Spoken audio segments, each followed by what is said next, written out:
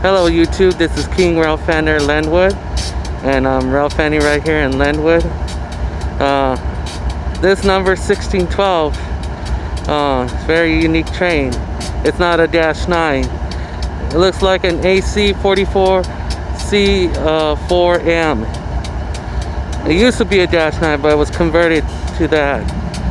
But this train's been here overnight. I've been railfanning yesterday at 6 in the morning. I caught 0 trains because it was too cold. It was like 34 degrees out here at 6 in the morning. He stood overnight, this whole train.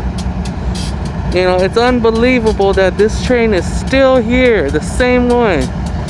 And it's making that noise I like. And, you know, it's very interesting that this train stood overnight. So he probably spent at least over 24 hours. You know, it's already about 9 in the morning. But yeah, I'm shocked as hell to see this. But anyway, I hope you guys enjoyed this video, man. But it baffles me, like the same train has been parked here overnight. And you know, when I was sleeping last night, I heard the engine noise through my room. I could hear it clearly.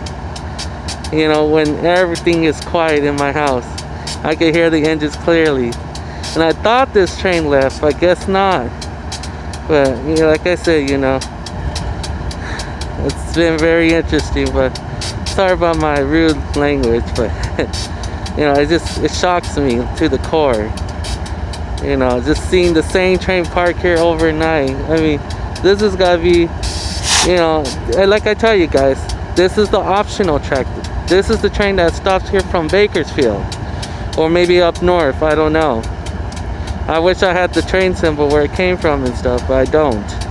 That's why I don't even write train symbols anymore, because, you know, I don't have no one telling me what kind of train it's coming from. Is it a Q, is it Z, or is it coal with C?